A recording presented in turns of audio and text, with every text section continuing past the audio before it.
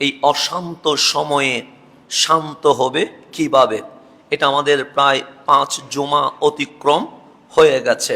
একটা কথা মনে রাখতে হবে, দেশপ্রেমী ইমানের অংশ, হুব্বুল ওয়াতানে মিনাল ইমান। আমার এই দেশ রক্ষা করা এটা আমাদেরই দায়িত্ব, কথা ঠিক না? আজ বহুমুখী ষড়যন্ত্র চলছে। এই বাংলাদেশ আল্লাহ এমনভাবে এটাকে বানিয়েছেন, আপনি শুধু মানচিত্র দেখলে দেখবেন পুরা ওয়ার্ল্ডের নেতৃত্ব দেওয়ার জন্য এই ভূমিটা খুবই গুরুত্বপূর্ণ। আমরা যেই দেশে জন্ম নিলাম ওই দেশের মহত্ব বুঝলাম না, গুরুত্ব বুঝলাম না। আমেরিকা চায় বিশ্ব নেতৃত্ব দিবে, তারও দরকার বাংলাদেশ। চাইনা চায় বিশ্ব নেতৃত্ব দিবে, তারও দরকার বাংলাদেশ। ইন্ডিয়া চায় বিশ্ব নেতৃত্ব দিবে, তারও দরকার বাংলাদেশ। দেখবেন এই সমগ্র ওয়ার্ল্ডে যারা আধিপত্য বিস্তার করতে চায় তারা কখনো সেন্ট মার্টিন চায়, কখনো পার্বত্য অঞ্চল চায়, কখনো চট্টগ্রাম বন্দর চায়, কখনো পুরা বাংলাদেশ চায়। কেন? এই ভূমিটাকে আল্লাহ এমন ভাবে বানিয়েছে, বিশ্ব নেতৃত্বের ঘাঁটি হিসেবে এই বাংলাদেশেই একমাত্র ভরসা এবং আশা। তো চতুর্দিকে এক বিশাল ষড়যন্ত্র চলছে আমার এই রাষ্ট্রকে নিয়ে। এই রাষ্ট্র রক্ষার দায়িত্ব আল্লাহ অবশ্যই আমাদের হাতেই দিয়েছেন, কথা ঠিক না? আমরা দোয়া করি রব্বুল আলামিন যেন আমার সোনার বাংলাদেশকে হেফাজত করেন, সকল দেশি বিদেশি ষড়যন্ত্র থেকে আল্লাহ যেন বাংলাদেশকে রক্ষা করেন। এখন আসেন, আমাদের নির্ধারিত বিষয়ের প্রতি আমাদেরকে নজর দিতে হবে, কারণ সময় চলে যাচ্ছে, হায়াতের বাজেট শেষ হয়ে যাচ্ছে। তা আমরা গত জুমায় আমরা যে আলোচনা করেছিলাম, ইশকে রসুলের সমুদ্রে ডুব দিতে পারলেই মানুষ শান্তি খুঁজে পাবে। তো আজকে তারই ধারাবাহিকতার আলোচনার পাশাপাশি রব্বুল আলামিন কেন আমাদেরকে বানিয়েছে, রব্বুল আলামিন কেন আমাদেরকে সৃষ্টি করেছে, এর ফাঁকে একটা কথা বলতে চায়। আপনি যতই চান যে ইসলামী খেলাফত কায়েম হোক, আপনি যতই চেষ্টা করেন, আল্লাহর ফজল আমার নবীর রহমত না থাকলে বিজয় কখনো সম্ভব না। এটা মনে রাখতে হবে। আপনি জান দিয়ে দেন, বিজয় হবে না। কেন? বিজয় কার হাতে? আল্লাহর হাতে। এখন বিজয় আসার কিছু ফর্মুলা, কিছু থিওরি আছে না নাই? আচ্ছা, এটা আপনাকে অবশ্যই মেনটেন করতে হবে। এই দেশে অনেক দল আছে, উপদল আছে, থাকুক, এতে আমার কোনো আপত্তি নাই। কারণ হিন্দু সে অবশ্যই মূর্তির পূজা করতে যাবে, খ্রিস্টান সে অবশ্যই গির্জায় যাবে, মুসলমান অবশ্যই মসজিদে আসবে। এটাই সৌন্দর্য, এটাই সম্প্রীতি, এটাই অসাম্প্রদায়িকতা। আমার কামলিওয়ালা নবী মদিনার সনদের মাধ্যমে প্রত্যেক মানুষের নিজস্ব অধিকার বাস্তবায়ন করে দিয়েছেন, কথা ঠিক না? কিন্তু আমরা যারা মুসলমান আছি, আমরা আমাদের ফর্মুলায় চললে হবে না। আমরা আমাদের ফর্মুলা বাদ দিয়ে আমার নবীর ফর্মুলা, সাহাবায়ে কেরামের ফর্মুলা, আজকে পর্যন্ত জিনাদের হাত দিয়ে ইসলামের বিজয় এসেছে, অবশ্যই ওনাদের ফর্মুলা মানতে হবে, কথা ঠিক না? এর বাইরে যাওয়ার কোনো সুযোগ নাই। যেমন ইতিহাস যদি দেখেন, আল্লাহ বিজয় দিয়েছেন ফারুকে আজমের হাতে। কার হাতে? সমগ্র বিশ্বের অর্ধ জাহানের নেতৃত্ব দিয়েছেন হযরতে ওমর ইবনুল খাত্তাব রাদিয়াল্লাহু তাআলা আনহু। এখন ওনার কাছে এমন কি আছে যেটার কারণে উনি ইসলামের বিজয় এনে দিয়েছেন? ওনার কাছে এমন কি পাওয়ার আছে যেটার কারণে ইসলামের বিজয় এসেছে? একটা জিনিস লক্ষ্য করবেন, এই মসজিদে আপনারা এসেছেন স্বেচ্ছায়, এখানে কেউ আপনাকে জোর করেছে? আমি কি একবারের জন্য বলেছি এই মসজিদে নামাজ পড়লে সওয়াব দ্বিগুণ হবে? এটা বলছি? এটা বললে তো আমাকে এখান থেকে বেরিয়ে যেতে হবে। কেন? কারণ এটা মানানসই নয়। আমি বলতে পারবো না এই মসজিদে নামাজ পড়লে আপনার নামাজের সওয়াব 3 গুণ বেড়ে যাবে। হ্যাঁ, বলতে পারবো মসজিদে হেরেমে পড়লে সওয়াব বাড়বে, মসজিদে নববীতে পড়লে সওয়াব বাড়বে, মসজিদে আকসাতে পড়লে সওয়াব বাড়বে, মসজিদে কুবাতে পড়লে সওয়াব বাড়বে। কিন্তু আমি বলতে পারবো না আমি যেখানে জুমা পড়ায় সেখানে নামাজ পড়লে বাংলাদেশের সকল মসজিদ থেকে দ্বিগুণ সওয়াব বেশি হবে, এটা বলা যাবে না। কিন্তু আপনি আমি আমরা এসেছি একমাত্র ভালোবাসার কারণে, কথা ঠিক না? কিন্তু আমার নবীজির দুয়ার দিকে লক্ষ্য করেন, যেই ফারুকে আজমের কথা বলছি, আমার নবীর কদমে সবাই এসেছে স্বেচ্ছায়, কাউকে জোর করা হয় নাই, কাউকে অ্যাটাক করা হয় নাই, কাউরে ভয় দেখানো হয় নাই। আমার কামলিওয়ালা যদি ভয় দেখাতো, সেই দিন মক্কায় মদিনায় অমুসলিম থাকতো না, সবাই মুসলমান হয়ে যাইতো। কারণ মক্কা বিজয়ের দিন তো ইসলামের পাওয়ার ছিল তো, কিন্তু ভয় কি দেখাইছে না? বরং মক্কা বিজয়ের দিন বলছে, তোমার ধর্ম তুমি পালন করো, আমার দাওয়াত আমি দেই, তবে আমাকে আর ডিস্টার্ব করবা না। স্বাধীনতা আছে, যে চাই ইসলাম কবুল করবে, যে চাই না ইসলাম কবুল করবে না। কিন্তু ফারুকে আজম এটা কেমন? আমার নবীর জীবনীতে তাকান, কামলিওয়ালা আল্লাহর দরবারে হাত তুলে স্পেশাল ভাবে ফারুকে আজমকে ইসলামের জন্য চেয়ে নিয়েছেন। একটা হচ্ছে নিজে আসা, আর একটা হচ্ছে চেয়ে নেওয়া। বাক আছে না? নাই, আছে। সবাই নিজে এসেছেন, কিন্তু ফারুকে আজম এটা এমন জাত, যাকে ইসলামের জন্য আমার দয়াল নবী কবুল খুঁজে নিয়েছেন। আল্লাহকে বলেছেন, মালিক দুইজন থেকে যে কোনো একজনকে দিতে হবে। আল্লাহ বলেন, হাবিব দুইজন বললে তো দুইজনেই দিয়ে দিতাম, বলেন কোনটা কোনটা? হয়তো আবু জাহেল, না হয় ওমর ইবনুল খাত্তাব। হাদিসের নিচে লেখা আছে, জবানে বলছে দুইজনের নাম, কিন্তু আমার নবীর হৃদয়ে ফারুকে আজমের দিকে খুব বেশি খেয়াল ছিল। এখানে লেখা আছে খাসাতান, নাম বলছে দুইজনের, কিন্তু নবীজির হৃদয়ে ছিল ফারুকে আজম, এই একজনরে নিলে হবে। তো ওনারে খুঁজে নিয়েছেন রহমতুল্লিল। তো কিসের পাওয়া ওনাকে ইসলামের বিজয় এনে দিয়েছে? কোন জিনিস ওনাকে ইসলামের পতাকা তুলতে এত বেশি সাহসিকতা দিয়েছে? আমি গবেষণা করে দেখলাম, একটাই জিনিস, উনি আমার নবীর ব্যাপারে কখনো কম্প্রোমাইজ করেনি। এই একটা জিনিস, শুধু একটা জিনিসেই ওনাকে সামনের দিকে কি করে নিয়েছে, এগিয়ে নিয়েছে। যেমন আমি যদি আপনারে বলি, আপনি বুঝবেন। আমাদের শাহজাহানপুরে মুসলমানও আছে, হিন্দুও আছে, আছে না? নেই? ধর্ম ভিন্ন, কিন্তু অনেক সময় আমরা ব্যবসায়ী পার্টনারও তো হতে পারে।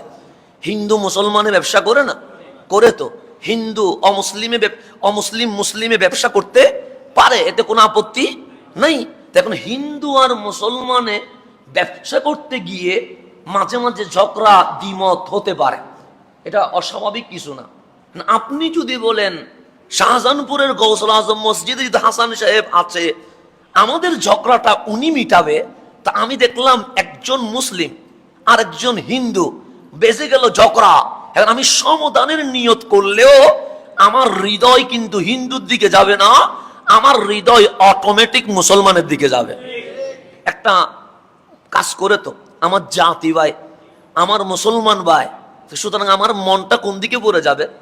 আমি চেষ্টা করব ঘুরাইয়া ফেসায়া রায় যেন আমার ভাইয়ের পক্ষে চলে যায়। স্বাভাবিক বিষয়। আমার ভাইয়ের সাথে অন্য কারো ঝগড়া বাসলে আমি তো আমার ভাইয়ের পক্ষেই থাকবো। আমার বাবার সাথে আমার এলাকার কারো দ্বিমত হলে আমি তো আমার বাবার পক্ষেই থাকবো, এটা স্বাভাবিক বিষয়। তো এই জিনিসটা অটোমেটিক কাজ করে। কাজ করে কি কারণে করে? কিন্তু ওরা দুজনে ঝগড়া বাজার পর পানি নিয়ে আসছে। পানি এমন জিনিস, বাংলাদেশ তো আল্লাহর নিয়ামত, আপনি 2 হাত ঢুকলে পানি পাওয়া যায়, কথা ঠিক না? একটু কি করলে 2 হাত মাটি তুললে পানি আছে, কিন্তু আরবে কি 2 হাত তুললে পানি পাওয়া যায়? পানির কষ্ট কারে বলে এটা আপনি মরুভূমিতে গেলে বুঝবেন। যেন মিশর একটা দেশ, পুরা রাষ্ট্র, এবং এইটার সাথে 7টা দেশ একটা নদী নিয়ে চলে, সেটা নাম হচ্ছে নীল নদ। একটা নদী, এর বাইরে আর কোনো পানি নাই। পুরা সাপ্লাই হচ্ছে নীল নদের পানি। গোসল করা নীল নদ, অজু করা নীল নদ, পানি পান করা নীল নদ। একটা নদীর পানি দিয়ে মিশর সহ আল্লাহ 7টি রাষ্ট্র চালাই দিয়ে যাচ্ছে। আমি 5 বছর খেয়াল করে দেখেছি, আমাদের বাংলাদেশে শীতকালে পানি কমে। শীতকালে কি হয়ে যায়?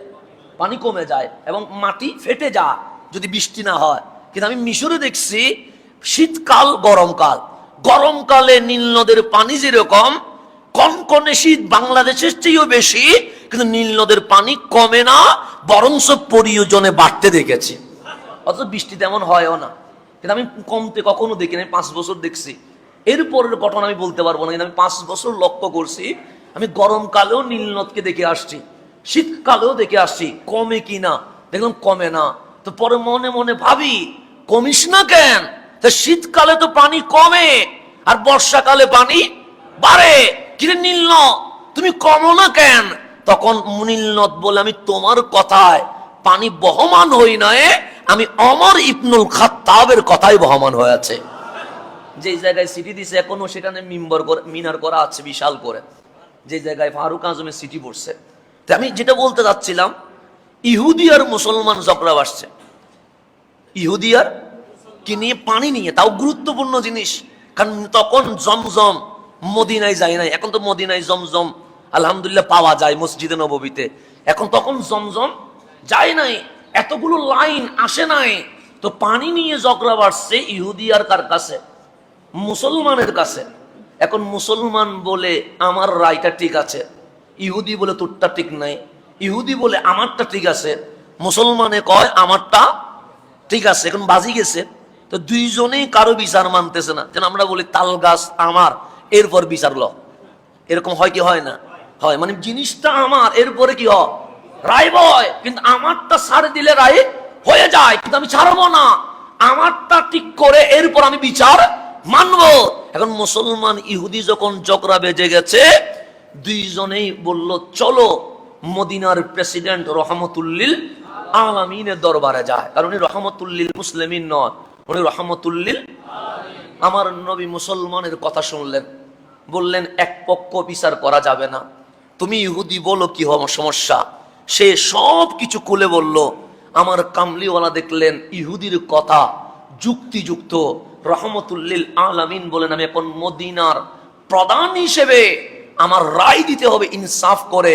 তুমি মুসলমানের কথাটা যুক্তিযুক্ত হয় নাই, ইহুদির কথাটা যুক্তিযুক্ত হয়েছে। আমি নবীর আজ বিচারের রায় ইহুদির পক্ষে চলে গেছে।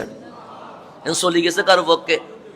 এখন মুসলমান আর ইহুদি নবীর দরবার থেকে বেরোইয়া মুসলমান কয় নবীর বিচার মানি না।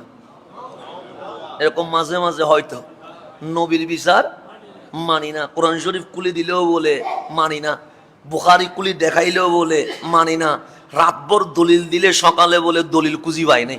এরকম হয় কি হয় না? হয়। সেই জন্য আর মাথাও ঘামায় না, কারণ যারা রাতভর দেখানোর পর সকালে উঠি বলে কই দলিল তো খুঁজি পাই নাই, তো তারা আর কিভাবে বুঝাইলে সে বুঝবে এটা আমার জানা নাই। এখন আসে সামনের দিকে যা গভীরভাবে খেয়াল করবেন। তাহলে ইহুদি আর মুসলমানের ঝগড়া বাঁচলো, আমার নবী রায় দিল কার পক্ষে? মুসলমান বলে বিচার মানি না, ইহুদি বলে তোমারই নবী, ইসলামেরই নবী, তুমি যদি বিচার না মানো এই জমিনে বিচার মানবে কে? তোমার তো উচিত তোমার নবীর বিচার মেনে নেওয়া। তো মুসলমান বলে না না, আমি আবু বকরের বিচার মানবো, কারণ উনি ভালো মানুষ, উনি রুহামাউ বাইনাহুম, উনি বেইনসাফি করতে পারে। তো ইহুদি ভাবে যদি নবীটা এরকম হয়, নবীর ফয়েজ যেটা পাইছে এটা তো কখনো দুর্নীতিবাজ হইতে পারে না। কথা ঠিক না? ইহুদির ইমান মোটামুটি আল্লাহর না মানলেও এদিকে ঠিক আছে, নবীর ফয়েজ যেটা পাইছে সে কখনো মিথ্যা বলতে, অন্যায় করতে। দুইজনে আসিন সিদ্দিক আকবরের দরবারে গেছে। সিদ্দিক আকবরকে মুসলমান বলতেছে এই বিষয়ে ঝগড়া বাসছে। আমার সিদ্দিক বলে একজনের বিচারে হবে না, তুমি বলো কি হয়েছে? ইহুদিও সব ঘটনা খুলে বলল। ঠিক সিদ্দিক আমার নবী যেই বিচার করছে, আমার নবীর একই বিচার ইহুদির পক্ষে রায় দিয়ে দিছে। এখন দুইজনের বিচার কয় রকম হয়েছে? এখন ইহুদি আর মুসলমান সিদ্দিকের গত থেকে বাইরে বলে আবু বকরের বিচার মানি না। ইহুদির মাথা গরম হয়ে গেছে, তো তুই নবীর বিচারও মানিস না, তুই সিদ্দিক আকবরের বিচারও, তো এই জমিনে যদি জিবরাইলও চলে আসে তুই তো জিবরাইলের বিচারও মানবি না, কারণ যেখানে তুই নবীর বিচার মানিস নাই। তো এখন মুসলমান বলে আমাদের ভেতরে একটা গরম আছে, আমাদের ভিতরে একটা কি আছে? গরম। কিছু নরমও লাগে, কিছু আবার গরমও লাগে, কারণ শুধু নরম দিয়ে দুনিয়া চলে না, গরমও দরকার আছে না? নেই। সেজন্য আমার নবীর ডাইন সাইডেরটা নরম, বাম সাইডেরটা গরম। আল্লাহ বলে ডানে যেটা এটা রুহামাও বাইনাহুম, নরম বেশি। বামে যেটা, এটা আশিদ্দাও আলাল কুফার, গরম বেশি। আর মাঝখানে যেটা আছে, এটা রহমতুল্লিল আলামিন, মাঝখানেরটা রহমতুল্লিল। আর ডানের মন্ত্রীকে বানাইছে নরম, বামেরটা বানাইছে গরম। আল্লাহ বলেন, হাবিব আপনাকে তো রহমতুল্লিল আলামিন না করতে পারবেন না, কারণ রহমানিয়তের সিফাত, রহিমিয়তের সিফাত আপনার ভেতরে দিয়ে দিয়েছি। আপনি কাঁদতে পারেন কিন্তু বদদুয়া করতে পারেন না। আপনার উপরে অ্যাটাক হবে, আপনি গরম হইতে পারেন না। আপনি শুধু হা বলবেন, হা বলবেন। পাশে একটা দিছি সিদ্দিক, এটা নরম হবে। বামে একটা দিছি ফারুক, এটা গরম হবে। নরম আর গরম যখন মিলে যাবে, ইসলামের বিজয়ের পতাকা উঠে যাবে। সেই জন্য ফারুক বেশি গরম ছিল। এত বেশি গরম, সিদ্দিক আকবরের শেষ দিকে সিদ্দিক আকবর ইন্তেকাল করবে এটা জানিয়ে গেছে, কারণ জানতে পারে তো।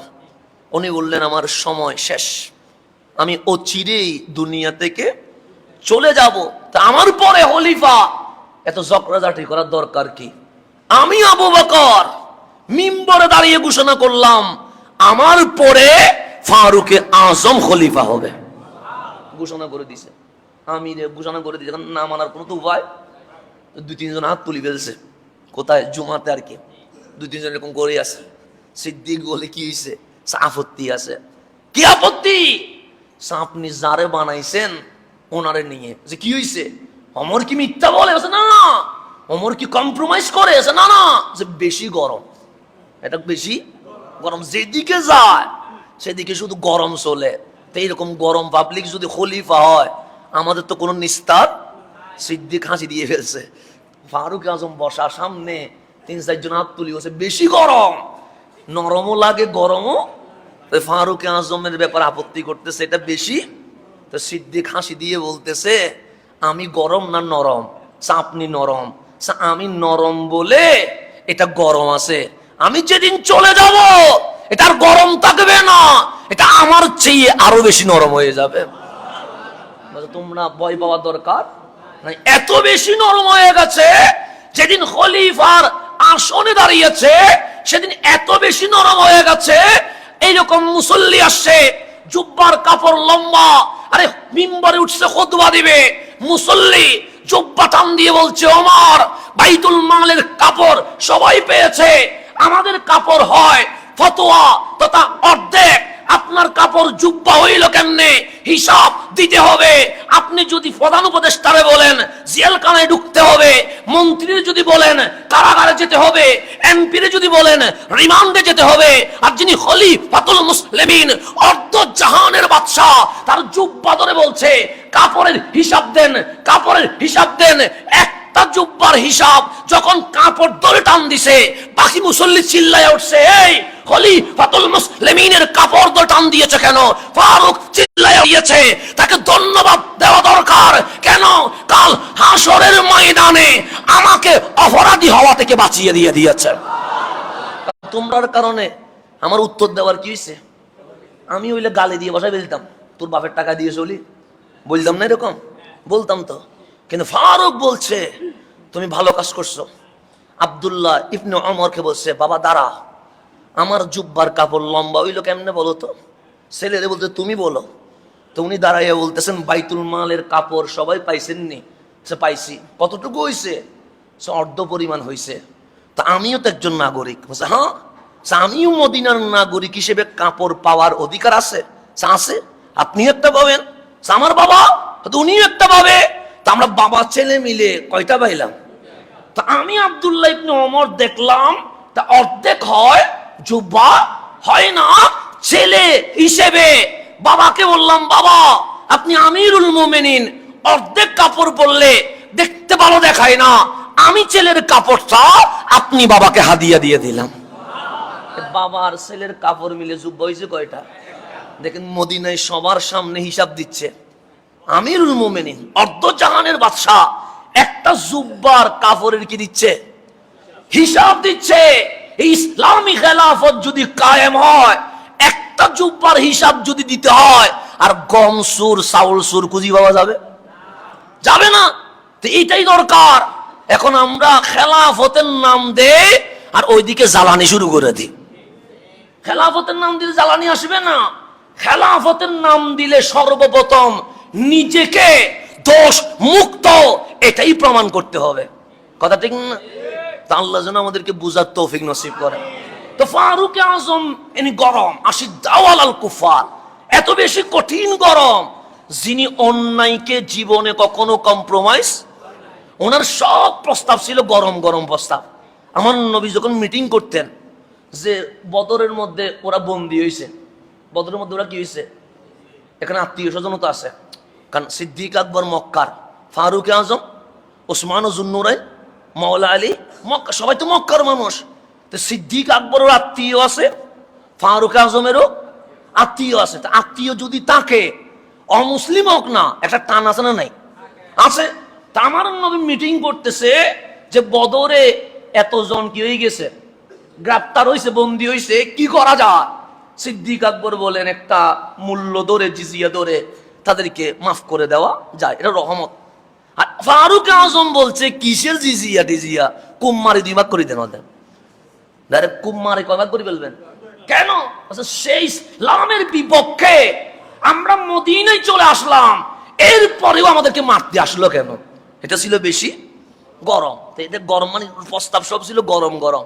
আমার নবীও হাসতেন এই প্রস্তাবগুলো শুনে, যে আমার অমর বেশি গরম। তো গরম বিদায়, এটার মাধ্যমে অর্ধ জাহান কি হয়ে গেছে, শাসন হয়ে গেছে। তো উনি বলতেছেন মুসলমান এটা বেশি গরম, এটা কম্প্রোমাইজ করে না, এটার বিচার মানবো। এখন ইহুদি বলে তুই এরকম নীতি নিতে কয়জনের কাছে নিয়ে যাবে?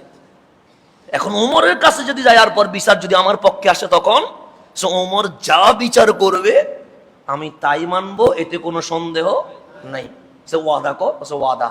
আসলেন ফারুক আজমের দরবারে, ইহুদি বিরক্ত হয়ে বলছে, আই ওমর, এটা কি মিনাল মুসলিমিন, মুসলমান নি, দাড়ি টুপি তো আছে, নামাজ পড়ে মুসলমান, সে কি হয়েছে? আমাদের ভেতরে ঝগড়া বাড়ছে। তারপর সে গেলাম নবীর কাছে, তারপর সে নবীজি 2 পক্ষের কথা শুনে আমার পক্ষে রায় দিছে। এরপর সে দরবার থেকে বেরোইয়া বলে নবীর বিচার মানি না। এরপর কি বলে? সে মানবে নাকি আবু বকরের বিচার। তারপর সে আবু বকর আমার পক্ষে রায় দিছে, তো কি বলে? ও বলে আবু বকরের বিচার মানি না। এরপর ওর মন্তব্য কি? সে ওমর নাকি সবচেয়ে বেশি ভালো, বেশি গরম, এটা যেটা বিচার করবে এটাই নাকি মানবে। ফারুক বলে, ইয়া রাজুল হাল কুলতা হাকাযা, তুমি কি সত্যি বলেছো ওমর যে বিচার করবে সেটাই মানবা? হ্যাঁ, সেটাই বলেছি। তাড়াতাড়ি তরবারি বের করে বলছে, আমার নবীর বিচার যে মানতে পারে নাই, ওমরের বিচার হচ্ছে দুনিয়ায় তাহার কোনো অধিকার নাই। এক কোপ দিয়ে 2 ভাগ করে দিছে। এটার নাম ফারুক আজম। নবীর ব্যাপারে কোনো কি নেই, ভাগ করে দিছে। এখন বাইরে আন্দোলন শুরু হয়ে গেছে, এরকম মাঝে মাঝে আন্দোলন শুরু হয়ে যায় না? এখন বাইরে আন্দোলন শুরু হয়ে গেছে। কেন?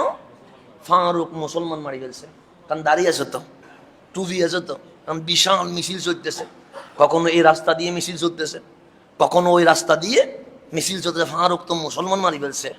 এখন সমস্ত মিছিলের একটা কফি নবীর দরবারে চলে গেছে, কারণ রহমতুল্লিল আলামিন ফারুক আজমের ব্যাপারে এত বড় ফাইল চলে গেছে, কারণ মিছিল খন্ড খন্ড অনেক হয়ে গেছে। সব মিছিলের একটা দাবি, ওমর মুসলমান মারি ফেলছেন।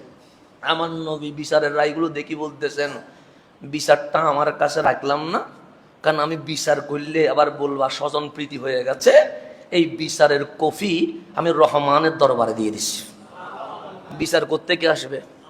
আল্লাহ থেকে। ফারুক আজমকে ডাকছে আমার নবী, ওমর তুমি বেশি গরম, আপাতত গড়ে স্টেই করো, তোমার আর রিয়াকশনের কোনো দরকার নাই। আমি এখন রায় দিলে তোমার পক্ষে, ওরা বলবে নবী স্বজন প্রীতি করছে, তুমি আপাতত ঘরের মধ্যে কি করো, স্টেই করো। তো নবীকে বিচার কে করবে? সে বিচার আমার কাছে রাখি নাই, আমার রহমানের কাছে দিয়ে দিয়েছি, মালিক ফয়সালা করবে। ঘন্টা যায় নাই, আল্লাহ বলে হাবিব বিচারের কপি চলে এসেছে, রায়ও রেডি হয়ে গেছে, তো রায় দিয়ে দিব নাকি? আল্লাহর হাবিব বলেন হ্যাঁ, কারণ বাইরে মিছিল হচ্ছে, আপনার রায়ের অপেক্ষায় আছে।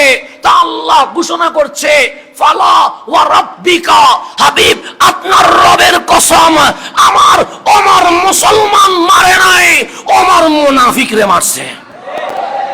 আমার ওমর কারে মারছে? মুনাফিকদের মারছে। সুতরাং উমরের বিরুদ্ধে যারা মিছিল করতেছে তাদেরকে গ্রেফতারি পরোয়ানা জারি করে দেন। আমি আল্লাহ কার পক্ষে আছি? ওমরের পক্ষে আছি। এত বেশি নবী প্রেম ছিলেন। এরপরে বিজয়ের ইতিহাস যদি চান, খালিদ বিন ওয়ালিদের কাছে চলে যান, যার বিজয়ের পতাকা পথ পথ করে উঠছে। খালিদ বিন ওয়ালিদ মানে বিজয়, খালিদ বিন ওয়ালিদ মানে ফাতেহ। খালিদ বিন ওয়ালিদ আসছে বলছে, অনেক যুদ্ধ না হইয়া মুসলমানের কি হয়ে গেছে। তো ওনার কি এমন কি আসিল? সবাই ওনাকে জিজ্ঞেস করছে, খালিদ আপনার তরবারির ধারে বেশি নাকি? বলছে না। যুদ্ধ কৌশল বেশি জানেন নাকি? বলছে না। আপনার চিল্লানির কারণে কি জমিন কাঁপে? বলছে না। তা আপনি যুদ্ধে নামলে বিজয় হয়, ঘটনা কি? খালিদ বিন ওয়ালিদ বলে তরবারি বিজয় করে নাই, চক্ষু লাল বিজয় করে নাই, আমার বাসন বিজয় করে নাই। তো কিসে বিজয় করছে? তখন খালিদ বিন ওয়ালিদ পাগড়ি খুলে এটা চুল বের করে বলে, আমার নবীর চুল মোবারকের বরকতে বিজয় করছে। দেখেন, এটাই ছিল ইসলামিক বিজয়। ইসলামের বিজয়ের জন্য আপনাকে সূত্র শিখতে হবে। সূত্র যদি না শিখেন আপনি জীবনে কখনো বিজয় আনতে। এরপরে বিজয়ের ইতিহাস যদি চান, খালিদ বিন ওয়ালিদের পরে সালাউদ্দিন আইয়ুবী। আপনি সালাউদ্দিন আইয়ুবীর ইতিহাস ইসলাম থেকে কখনো মুছতে পারবেন না। আপনি সালাউদ্দিন আইয়ুবীর ইতিহাস ইসলাম থেকে কখনো ডিলিট করতে পারবেন না। আজকেও ফিলিস্তিনের মুসলমানের দোয়ার দিকে খেয়াল করেন। ফিলিস্তিনের মুসলমান বলছে, মালিক একটা সালাউদ্দিন আইয়ুবী দিয়ে দাও। বলতেছে একটা হাসানা জারি দিয়ে দাও, বলতেছে না। প্রত্যেক ফিলিস্তিনির মুখে আছে একটা সালাউদ্দিন আইয়ুবী দিয়ে দাও। যার আজহার আজকে যার নাম স্মরণ করছে, 1000-এর অতীত হয়ে গেছে আল আজহার। আল আজহার বললেই সালাউদ্দিন আইয়ুবীর নাম আসে। আপনি আজহারি বললে কত খুশি হয়ে যান। এটা মিশর আল আজহারে পড়ছে। এই আজহারে যিনি বৃত্তি প্রস্তর করেছেন তারা ছিল শিয়া। এই শিয়াদের হাত থেকে দখল করে সালাউদ্দিন আইয়ুবী এই আল আজহারকে আহলে সুন্নাত ওয়াল জামাতের আকীদার উপর ভিত্তি করে দিয়েছেন। সেই জামানা থেকে আজ জামানা পর্যন্ত আল আজহার সুন্নিয়তের এক প্রতিষ্ঠান হিসেবে সমগ্র বিশ্বে কি হয়ে আছে? পরিচিত হয়ে আছে। সালাউদ্দিন আইয়ুবী, ওনার 80 জন সৈনিক ছিল। কয়জন সৈনিক? মানে সেনা প্রধান ছিল। এমনি তো অসংখ্য মানুষ সৈন্য ছিল, কিন্তু সেনা প্রধান ছিল কয়জন? 80 জন। দেখেন, ওনার 80 জন সেনা প্রধানের মধ্যে 3/2 ভাগ হচ্ছে আজকে যার নামে এই মসজিদ গাউসুল আজম, রেলওয়ে শাহী মসজিদ, ওই গাউসুল আজম দস্তগীরের সরাসরি খলিফা ছিল। কয়জন? প্রায় 60 জন। মানে 3/2 কয় ভাগ? 3/2 ভাগ। 3/2 ভাগ ছিল যে আমার গৌসে বাগের কি খলিফা, সরাসরি খলিফা। আবার এরকম না 2 জন পরে খলিফা, 3 জনের মাধ্যমে খলিফা না, সরাসরি আমার গৌসে পাকের খলিফা। এরপরে আর বাকি এক ভাগ যেটা, এটা কুতুবুল আকতাব আহমদ আর রিফাই, ওনার সরাসরি খলিফা। তাহলে সুফি সারা কখনো বিজয়। এরপর চলে আসেন খাজা মাইনুদ্দিন চিশতি আজমিরি সঞ্জেরি। উনি কে? উনি আসার আগে এই এশীয় উপমহাদেশে কে চায় না ইসলাম প্রচার হোক? কখনো বিভিন্ন রাষ্ট্র থেকে এখানে মানুষ আসছে। সর্বোপরি সুলতান গৌরী এখানে অসংখ্যবার হামলা করেছে, কিন্তু সুলতান গৌরী কখনো সফল হয় নাই। লাস্ট মোমেন্টে যখন ফেল হয়ে গেছে, দেখলেন এরপরে আর আক্রমণ করার কোনো সুযোগ নাই। মায়ের কয়বার খাবেন? একবার সহ্য করলেন, 2 বার সহ্য করলেন, খাইতে খাইতে 10 বার গাইছে। 10 বারের পর সৈন্যবাহিনীর অবস্থা কি হয়ে গেছে? খারাপ হয়ে গেছে। পালিয়ে যখন যাচ্ছে, দেখলেন এক নুরানি চেহারা, দাড়ি আছে, পাগড়ি আছে, প্যাকেটে মিসওয়াক আছে, বগলে আল কোরআন আছে, হাতে তরবারি নয় তসবিহ আছে, এরকম নওজওয়ান ঢুকে যাচ্ছে দিল্লিতে। সুলতান গৌরী অবাক হয়ে গেছে, আমরা তরবারি নিয়ে ঢুকে মারকায়া চলে যাচ্ছি, আর উনি কেমন মানুষ, হাতে কোনো তরবারিও নাই, আর তসবিহ একটা নিছে, দরবেশ সেজে ঢুকছে। ডাক দিয়ে বললেন, কম ইয়া রাজুল, দাঁড়াও, তোমার ইসমুক, তোমার নাম কি? আমার নাম মাইনুদ্দিন। যাচ্ছ কোথায়? আমি দিল্লি হয়ে আজমিরে যাব। কেন আসলা? সে এলানুল ইসলাম, ইসলাম প্রচারের জন্য এসেছি। আমারে চিনো? আমি চিনি না। আমার নাম সুলতান গৌরী। তো কি বলতে চাও? তোমাদের হাত পা রক্তে লাল হয়ে গেছে কেন? আমরা পিতৃরাজের সাথে যুদ্ধ করে আসতেছি, ফলাফল কি? ফলাফল হচ্ছে আমরা ফেল হয়ে গেছি। কয়বার করলা? 10 বার করলাম। 10 বারে এই অবস্থা। হ্যাঁ, আমরা একবারও জিতি নাই। তো তরবারি নিয়ে ঢুকলাম, সৈন্য নিয়ে ঢুকলাম, হেরে যাচ্ছি, আর তুমি একলা যাচ্ছ দিল্লি। আরে মাইর খায়া তোমার অবস্থা খারাপ করে ফেলবে, আমাদের সাথে চলো। হাজা মাইনুদ্দিন হাসি দিয়ে বলছে, আরে পালাচ্ছ যখন পালিয়ে যাও, আমাকে সাথে নেওয়ার দরকার নাই, আমি দিল্লি যাচ্ছি। কেন? তোমরা এসেছো তরবারি নিয়ে, আর আমি মাইনুদ্দিন মদিনা থেকে আমার নবীর হুকুম নিয়ে চলে এসেছে। কানেকশন রহমতুল্লিল আলামিন। ঢুকছে জিরো, ঢুকছে কি? জানাজার নামাজের 90 লক্ষ তার করাই দিছে। আপনি আরেকটু যদি খেয়াল করে দেখেন, সুলতানে বাঙ্গাল যারে বলছেন হযরতে শাহ জালাল ইয়ামানি, কথা ঠিক না? আসছে কয়জন নিয়ে? 360 জন নিয়ে। একটু গভীরভাবে খেয়াল করবেন, ওনার আপন বাগিনা শাহ পরানো তো সাথে আছে, আছে না? আচ্ছা, 360 আউলিয়ার মধ্যে ওনার অনেক আপন মানুষ আছে না নাই? কিন্তু আপনি যদি বলেন এই শাহ জালাল উনি 360 আউলিয়ার মধ্যে সেনাপতি বানাইছে কারে? নাসিরউদ্দিনকে। নাসিরউদ্দিন সিপাসালাকে বানাইছে। আপনার তো খেয়াল করা দরকার, কি রে নিজের বাগিনারে সেনাপ্রধান তো বানাইতে পারতেন। এই শাহপরান, আমি শাহজালাল যেহেতু মামা, তুমি যেহেতু বাগিনা, তুমি আজকে থেকে কি প্রধান? সেনা। 360 আউলিয়ার আরো অনেকে আছে না নাই? আছে, ওদেরকে বলতে পারতেন এই তুমি সেনা প্রধান, যাও যুদ্ধে তুমি লিডারশিপ করবা। কিন্তু 360 আউলিয়ার মাঝে আমার হযরতে সৈয়দুনা শাহ জালাল শাহ পরান্ডে সেনা প্রধান বানাই নাই। 350 জনকে এখান থেকে কাউরে বানাই নাই। বললেন নাসিরউদ্দিন সিপাহ সালা, তুমি আমার সেনা প্রধান। কেন?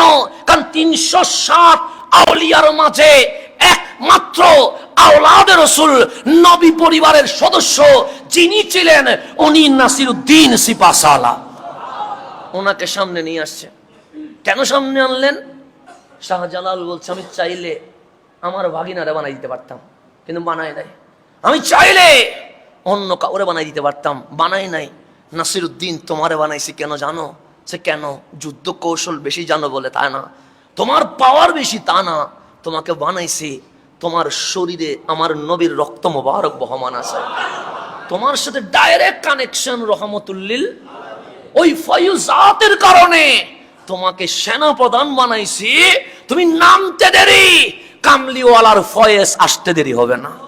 দেখেন সেনা প্রধান নির্ণয়ের ক্ষেত্রে আগের কার যোদ্ধারা কিভাবে মেনটেন করেছে। আগে দেখতো সেখানে আহলে বাইত আছে কিনা, ওনাকে বের করে আনতেন, আপনি সেনা প্রধান। কেন? আপনার শরীরে রক্ত মোবারক যেটা আছে সেটা কামলিওয়ালার খুনে পাক। সেজন্য এই জমিনে সর্বপ্রথম আলে রসুল উনি নাসিরউদ্দিন সিপাহ সালা, ওনাকে মানাই দিয়েছেন সেনা প্রধান। আকীদা দেখেন যে আপনার মাঝে রসুল আরবের খুনে পাক আছেন। শুধু তাই নয়, আজকে যে গাজওয়াই হিন্দ বলছেন, হ্যাঁ গাজওয়াই হিন্দের প্রস্তুতি খুবই দরকার। আজকে যে বলছেন গাজওয়াই হিন্দের মাধ্যমে এই এশিয়া উপমহাদেশ ইসলামী খেলাফতে আসবে, হ্যাঁ ইসলামী খেলাফতে আসবে, অস্বীকার করা যাবে না। এবং ইমাম মাহাদি ফিলিস্তিন যখন বিজয় করবে তারই আগে এই সাব কন্টিনেন্ট যেটা আছে এশিয়া উপমহাদেশ, এটা ইসলামী খেলাফতের ছায়াতলে চলে আসবে। এবং এই গাজওয়াই হিন্দে যারা শরীক হবে, কোথায়? গাজওয়ায়ে হিন্দে যারা শরীক হবে তারা গিয়ে হযরতে ইমাম মাহাদির সৈনিক হিসেবে জয়েন করে সারা বিশ্বে ইসলামী খেলাফত কায়েম করবে। আমি আপনি গাজওয়াই হিন্দের কথা বলছি না, আপনার গাজওয়াই হিন্দ এটা কি জানতে হবে না, শুধু মানুষকে উস্কা দিলে তো হবে না, আমাকে একদম 100% সত্য তথ্য দিয়ে উস্কাইতে হবে। কথা ঠিক না? কারণ এটা ইসলাম নিয়ে কথা বলছেন, এখানে আপনি রাষ্ট্রের ক্ষমতার কথা বলছেন না। ইসলামের মধ্যে যদি মিথ্যা ঢুকে কখনো বিজয় আসবে না। ইসলামের মধ্যে যদি আমি এদিক সেদিক ঘুরাই, এখানে যদি আমার কোনো মকসদ থাকে, কখনো বিজয় আসবে? আসবে না। এখানে মকসদ থাকতে হবে আল্লাহ এবং রসুল, এর বাইরে যাওয়ার কোনো সুযোগ নাই। তাহলে গাজওয়াই হিন্দের যে কথা বলছেন, আমরাও বলছি গাজওয়াই হিন্দ হবে। এবং যে ঘটনাগুলো ঘটছে এগুলো অবশ্যই আমাদেরকে গাজওয়াই হিন্দের দিকে নিয়ে যাচ্ছে, এখানে অস্বীকার করার কোনো সুযোগ নাই। এটা অবশ্যই এগুলো কারণগুলো, যেগুলো কারণ আমার নবী বর্ণনা করছে, আস্তে আস্তে এগুলো কি হচ্ছে?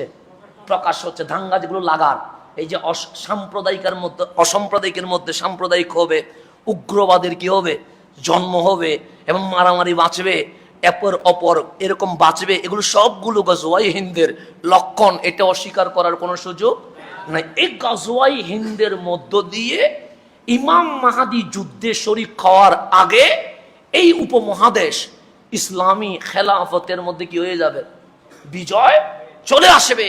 এবং এটাও বলতে পারবেন যে এখানে আমরা শরীক হওয়ার চেয়ে বাহিরাগত মানুষ বেশি শরীক হবে, সিরিয়া থেকে মানুষ আসবে, এরকম অসংখ্য মানুষ এখানে কি করবে, জয়েন করবে। হাদিস এগুলো আছে, অসংখ্য মানুষ জয়েন করবে, এখানে গজওয়াই হিন্দ হবে। গজওয়াই হিন্দের মাধ্যমে যারা বিজয় লাভ করবে ওরা গিয়ে ইমাম মাহাদির হাতে বায়াত হবে। ইমাম মাহাদির হাতে বায়াত হইয়া তারা বাকি ইসলামী শাসনগুলো কায়েম করার কারণ যুদ্ধে শরিক হয়ে যাবে।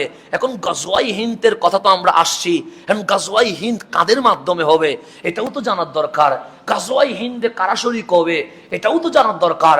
কাদের হাতে মালিক বিজয় কর্ণান করবে এটাও তো জানার দরকার। এই যে ইমাম মাহাদি বারবার বলছেন ইমাম মাহাদি আসবে আসবে, আমরা বলছি মাহাদির জন্য দোয়া করছি। ফিলিস্তিনের মুসলমানরা নাত লিখতেছেন, কবিতা লিখতেছেন যেন কে চলে আসে, ইমাম মাহাদি চলে আসে। এক সপ্তাহ আগেও আমি দেখছি কিছু ফিলিস্তিনি চোখের পানি ছেড়ে দিয়ে বলছে, মালিক আমাদের বাচ্চা যে রক্তে লাল হচ্ছে, তোমার কি রহমতের দরিয়ায় এখনো ঢেউ দিচ্ছে না? মালিক মসজিদে আকসার অনেক পিলার বোমার কারণে যে লড়ে উঠছে, এখনো কি তোমার রহিমিয়তের সমুদ্রে ধাক্কা দিচ্ছে না? মালিক আমাদের ঘরবাড়ি যে ভেঙে গেছে, রিজিকের যে সমস্যা হচ্ছে, তুমি রাজ্জাকের ওই সমুদ্রকে এখনো ঢেউ দিচ্ছে না? এরকম করে করে নাত বানাইছে, বানানোর পর বলছে মালিক জানি এই ফিলিস্তিন আমাদের হাতে বিজয় হবে না, জানি তোমার মসজিদে আকসা আমরা হেফাজত করতে পারবো না। তোমার হাবিবের হাদিস বলছে মাহাদি এসে এই মসজিদে আকসা হেফাজত করবে। মালিক যদি মাহাদি আসার দেরি হয়ে যায়, ওই দেরিটাকে ছুটো করে আজকের এই মুহূর্তে তুমি আমাদেরকে মাহাদিকে দিয়ে দাও। এই মোনাজাত ফিলিস্তিনের মানুষ করছে, লেবাননের মানুষ করছে, সিরিয়ার মানুষ করছে, ও চিরেই হিন্দুস্তানের মানুষও করবে। এরকম ঘটনা সামনে ঘটতে আসতে শুরু করছে, আমরা করব, কিছুদিন পরে করব। আপনি দেখে রাখেন ঘটনা আসতেছে। আপনি কি মনে করছেন আপনি 90% মুসলমানের দেশে আছেন বিদায় আপনি কি নিরাপদ মনে করছেন? নিজেকে কি মনে করছেন আমি নিরাপদ হয়ে গেছি? আরে কিসের, আপনি ঢাকা মসজিদের শহর বলতেছেন না? কিসের শহর? মসজিদের শহর বলতেছেন না? চট্টগ্রাম মুসলমানের রাজ্য বলতেছেন না? সেখানে দিন দুপুরে আপনার আমার ভাই অ্যাডভোকেট সাইফুল ইসলামকে জবে করে দেওয়া হচ্ছে। রাতের অন্ধকারে না তো, রাস্তার মধ্যে, দোকানের ভিতর ঢুকায় না, ওপেনে ওপেনে রাস্তায় মুসলমানকে কি করে দেওয়া হচ্ছে, গলা কেটে জবে করে দেওয়া হচ্ছে। তো সেখানে যদি আপনি মনে করেন আমি সেফ জোনে চলে এসেছি, না না, আপনি সেফ জোনে নাই। 90% মুসলমানের দেশে আপনি যদি বলেন আমি নিরাপদ হয়ে গেছি, না, আজকে একটা লাশ পড়ছে, আগামী হয়তো বা কিছুদিন পর 100টা লাশ পড়তে পারে, এর কিছুদিন পর হাজারের লাশ পড়তে পারে, এরকম হবে, ঘটনা ঘটবে। তা আমরাও আর উপায় না পেয়ে বলবো মালিক মাহাদিরে দিয়ে দাও। আমরাও বলবো এটা সময় আসতেছে, বেশি দিন নয়। ফিলিস্তিনের মুসলমানদের মোনাজাত শুনে আপনি মনে করছেন আমি 3 বেলা খাচ্ছি, আলহামদুলিল্লাহ ভালো আছি তো। আপনি লেবাননের মুসলমানের কান্না শুনে বলছেন ওরা কান্দুক, অসুবিধা নাই, আমার তো আর সমস্যা হচ্ছে না, চাকরি আছে তো। আপনি হিন্দুস্তানের মুসলমানের কান্না দেখে বলছেন আরে ওখানে ওরা বেশি বিদায় মায়ের খাচ্ছে, আমরা তো সেফ জোনে আছি। না না, কে বলছে আপনি সেফ জোনে আছেন? সিরিয়া থেকে মুসলমান কম ছিল, লেবাননে মুসলমান কি কম ছিল? আপনি যদি হিসাব করে দেখেন আফগান ইরাকে মুসলমান কম ছিল, কিন্তু মায়ের খাওয়ার মধ্যে তো সবাই ছিল। ফিলিস্তিন এটা তো মুসলমানের রাষ্ট্র ছিল, কিন্তু মায়ের খাওয়ার মধ্যে তো 1 নম্বরে চলে গেছে। ও চিরেই আপনিও মার খাবেন, আমিও মার খাবো। কেন? আমাদের হাসলতের গুণে, আমাদের স্বভাবের কারণে, আমাদের ঈমান নড়াবড়া হওয়ার কারণে আমরাও মার খাবো। কিন্তু এটা সময় আর বেশি দিন নয়, ও চিরেই আসবে, এই সময়টা আসবে, ও চিরেই আসবে। তা আমরাও দোয়া করব মাহাদি আসুক। দেখেন এই মাহাদি আসবে, এখানেও আকীদা ঢুকে গেছে। যদি বলেন কেমনে আকীদা ঢুকছে, আমার কামলিওয়ালা বলছে আল মাহাদিউ মিন ইতরাতি মিন ওয়ালাদি ফাতেমা। আরে শেষ লিডার যিনি আসবে, ইসলামের বিজয় যিনি কায়েম করবে, উনি তোমাদের সন্তান নয়, উনি আমি নবীর আওলাদ, ফাতেমাতুজ জাহরার বংশধর। উনি মায়ের দিক থেকে হাসানি, বাবার দিক থেকে হুসাইনি, আওলাদে রাসূল ইমাম মাহদি এসে এই জমিনে আবার ইসলাম কায়েম করবে। আওলাদে রাসূল আসবে, উনি আওলাদে রাসূল। এখানে পর্যন্ত আকীদা ঢুকে গেছে আওলাদে রাসূল। আমার নবী পরিচয় অন্যভাবে দিতে পারতেন, কিন্তু সর্বপ্রথম বলছে মিন ইতরাতি, তা আমার পরিবার। তা আপনার পরিবার কেমনে? আপনি মুসলমান হিসেবে? বলছে না। উম্মাহ হিসেবে? বলছে না। মিন ইতরাতি মিন ওয়ালাদি ফাতেমা, আমার ফাতেমার আওলাদ হিসেবে আসবে। তাহলে দেখেন পাওয়ার কোন জায়গায় চলে গেছে। খুন যেটা আছে, রক্ত যেটা আছে, এটা কার? আমার নবীর নবী পাকের আওলাদ, যেহেতু এটা কার রক্ত বহন করে? নবীজির রক্ত বহন করে। সেই সময়ে যিনি সেনা প্রধান হিসেবে নামবে উনি ঈসা আলাইহিস সালাম। কি হিসেবে? সেনা প্রধান হিসেবে। আপনি এটাকে তাফসীরে হবে নেন না। যিনি সেনা প্রধান হিসেবে নামবে উনি ঈসা। তো ঈসা আলাইহিস সালাম এটা দামি না? অদামি তো না। উনি একজন নবী, উনি একজন রসুল, ওনার উপর আসমানি কিতাব ইনজিল নাজিল হইছে। শুধু তাই নয়, মাওলার কুদরত যার মাঝে বহন করছে, বাবা ছাড়া, যিনি মা মরিয়মের মাধ্যমে জমিনে চলে আসে। দেখবেন কোরআনে শুধু আদম আছে, শুধু মূসা আছে, শুধু ইব্রাহিম আছে, শুধু হারুন আছে, কিন্তু কোরআন ঈসা বলার সময় শুধু ঈসা বলে নাই, ঈসা ইবনে মারিয়াম। ঈসা ইবনে মারিয়াম কেন? বস এটা বাবা ছাড়া মায়ের মাধ্যমে আসছে, সেজন্য বাবা আদম বলে। ডানে বাবার নাম নাই, মূসা ইবনে নাই, ইব্রাহিম ইবনে নাই, ইসমাইল ইবনে নাই, কিন্তু যখনই ঈসা আছে ঈসা ইবনে মারিয়াম। কেন? এটা বাবা ছাড়া রুহুল্লাহ হইয়া এই জমিনে তো শরীফ নিয়ে এসেছেন। সেজন্য ওনাকে যখন দুলনায় রাখছে, ফিলিস্তিনের মানুষ বলছে ঈসা বাবা ছাড়া মানুষ হলে আমরা তার জারস বলি। স্বাভাবিক, বাবা ছাড়া মানুষ হলে তারা কি বলে? জারস বলি না, হালাল জাদা বলি না, হারাম জাদা বলি। তো হারাম যখন বলি, কলঙ্ক তখন কার কাছে যায়? মায়ের কাছে যায়, যে তার মাটা ঠিক নাই, তার মাটা কলঙ্কিনী, তার মাটা বেবিচারে লিপ্ত, তার মাটা পতিতালয়ে গেছে। এরকম অসংখ্য কথা আসবে কি আসবে না? তো মা মারিয়ামের ঘরে ছেলে আসছে, কিন্তু কোনো বাপ নাই। তো ফিলিস্তিনের মানুষ বলছে আমরা তো মরিয়মকে তহেরা, মাসুমা, পবিত্র মনে করি। শুধু তাই নয়, যদি কোনো বিপদ আসে আমরা দোয়া করি মালিক মরিয়মের ওসিলায় আমাদের মোনাজাত কবুল করে না। এটা কোরআন কোরআনে সেখানে আছে। সৈয়দুনা জাকরিয়া, উনিও তো একজন নবী, তাই না? ওনার ছেলে হচ্ছে না, কি হচ্ছে না? ছেলে হচ্ছে না। হযরত সৈয়দুনা জাকরিয়া এমন বয়সে চলে গেছে, যেই বয়সে আর সন্তান হওয়ার কোনো সুযোগ নাই। বিবিও এমন বয়সে উত্তীর্ণ হয়েছে, যেই বয়সে আর গর্ভে ছেলে আসার কোনো সুযোগ নাই। সৈয়দুনা জাকরিয়া মা মরিয়মের ঘরে ঢুকে দেখে মরিয়মের ঘরে জান্নাতি খাবার এসে গেছে। কিসের খাবার? যার খিদা লাগলে আল্লাহ জান্নাত থেকে খাবার পাঠায়, এটার নাম মা মরিয়ম। দেখে অবাক হয়ে গেছে, যে এ ফল তো এখন ফিলিস্তিনে পাওয়া যায় না। যেমন এখন কি কাঁঠাল পাওয়া যায়নি, তা আমি যদি কাঁঠাল একটা নিয়ে আসি, আপনি কাঁঠাল কই পাইছেন? কারণ এখন তো কাঁঠাল পাওয়া যায় না, এখন তো কাঁঠালের সিজন না। কিন্তু মা মরিয়মের ঘরে এমন খাবার, যে খাবার ফিলিস্তিনের বাজারে পাওয়া। জাকরিয়া বললেন এগুলো কোত্থেকে আসছে? মা মরিয়ম বলে আমার রবের পক্ষ থেকে আসছে। জাকরিয়া দেরি করে নাই, ওই মেহরাবে যাই নামাজ বসায়া নামাজ শুরু করে দিয়ে দোয়া করতেছেন। আল্লাহ কোরআনে বলছে দোয়া করতেছেন কাকে সামনে রেখে? মরিয়মকে সামনে রেখে।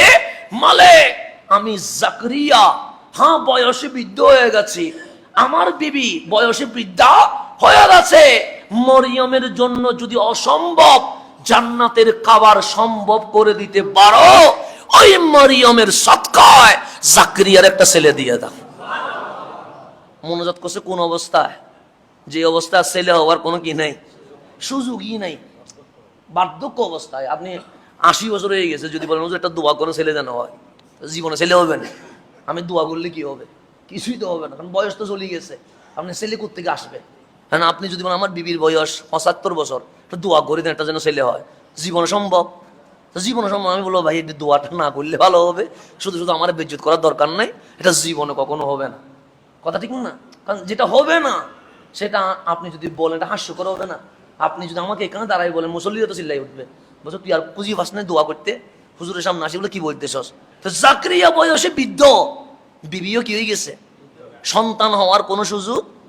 এখন আল্লাহর দরবারে চাচ্ছে মালিক মরিয়মকে সামনে নিয়ে দোয়া করতেছে, এটা ছেলে দিয়ে দাও। তা আল্লাহ তো বলা দরকার ছিল, জাকরিয়া আর দোয়া করার সময় পাইলা না, বয়স চলে গেছে, তুমি এখন ছেলে চাও না।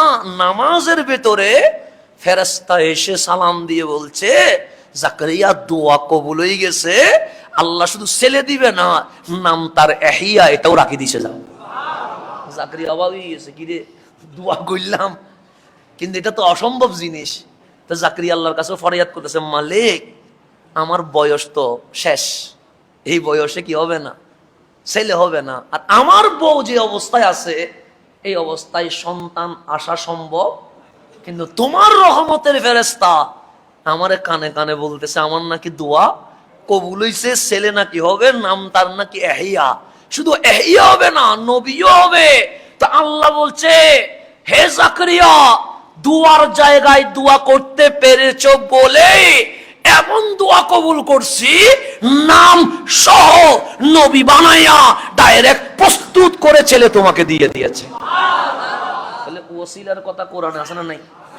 আছে, আছে। তো যার ওসিলা ধরতো মানুষে, মরিয়মের ঘরে কি চলে আসছে, ছেলে চলে আসছে। তো মানুষ বলতেছে ঈসা তোমার কারণে মরিয়ম কলঙ্কিত হচ্ছে। তো ঈসা বলে সমস্যা কি, বাপ সারা ছেলে হলে তাকে জারস বলে। তো ঈসা দুলনা থেকে একদিনের বাচ্চা উত্তর দিচ্ছে, আমি আমার মাকে কলঙ্কিত করি নাই, এবং আমি ঈসাও জারস হয়ে আসি নাই। যেই মালিক আদম রে মা বাপ সারা বানাইতে পারে, সেই মালিক আমারে বাপ ছাড়া মায়ের মাধ্যমে বানাই দিছে। তো দামি না অদামি? ঈসা যদি ধরেন আজকে চলে আসছে এখানে চলে আসছে, হঠাৎ করে নামে গেছে, হইতে পারে তো আসি গেছে এখানে কিছুক্ষণের জন্য, মানি না। আবার আসি গেছে মানে ডানে বামে দেখার দরকার নাই, এমনি বলতেছি ধরেন আসি গেছে, আমি আসছি বলে অনেকে পিছনে তাকাচ্ছে এখন আসি গেছে কিনা, না আসে নাই, মানে কিছুক্ষণের জন্য ধরেন উনি কি হয়ে গেছে, আমার আর মিম্বর উঠতে দিবেন নি, বুঝিবেন আপনি বসি যান কেন, ঈসা রুহুল্লাহ চলে আসছে এখানে, আর আপনার বসার কোনো সুযোগ নাই। ঈসা আলাইহিস সালাম আসবে কখন? যখন আমরা গাজওয়ায়ে হিন্দে যারা সফল হবে তারা গিয়ে হযরতে ঈসা রুহুল্লাহর হাতে বায়াত হবে। যখন সৈন্য প্রস্তুত হয়ে যাবে, ঈসা রুহুল্লাহ নামবে, তখন ওয়াক্তুস সালাহ নামাজের সময় ইমামতি কে করবে? ঈসা করবে না ইমাম মাহাদি করবে? মাহাদি শুধু ইমাম, ঈসা একজন নবী, একজন রসুল, যার উপর কিতাব নাজিল হয়েছে, যিনি রুহুল্লাহ, উনিও পিছনে দাঁড়াইয়া বলবে ইমাম ঈসা নয়, ইমাম মাহাদি। কেন?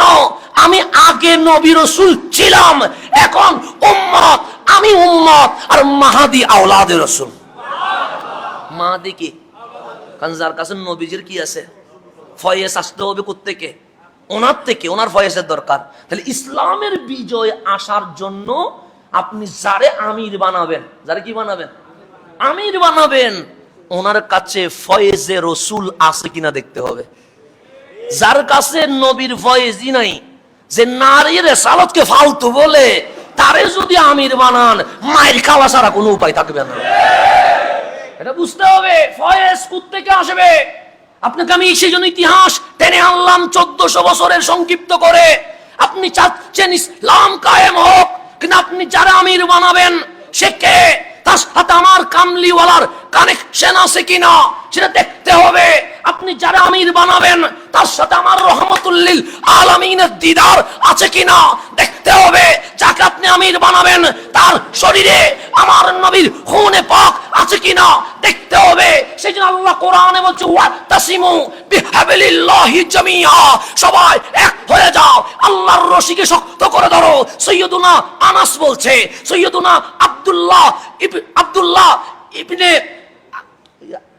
আব্বাস আমার নবীর আপন চাচাতো ভাই। সৈয়দুনা আব্বাস হচ্ছে চাচা, আব্দুল্লাহ হচ্ছে চাচাতো ভাই, রইসুল মুফাসসিরিন। আব্দুল্লাহ ইবনে আব্বাস বলছে, তোমরা কি পড়েছো ওয়াতাসিমু বিহাবলিল্লাহি জামিআ? সাহা পড়েছি। আল্লাহ কি বলছে? আল্লাহর রশিকে শক্ত করে ধরতে বলছে, তো শক্ত করে ধরলে কি হবে? উম্মাহ এক হবে, উম্মাহ এক হলে কি হবে? ইসলামের বিজয়ের পতাকা উঠবে। তো রশিটা কই? আইনাল হাবাল, রশি কই? রশি কই? তাবিঈন বলছে রশি তো খুঁজে পাই নাই।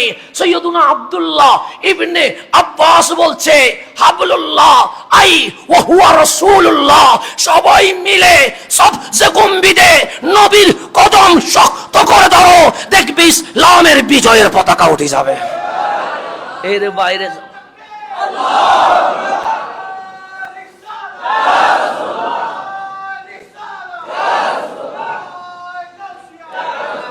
এর বাইরে যাওয়ার কোন সুযোগ।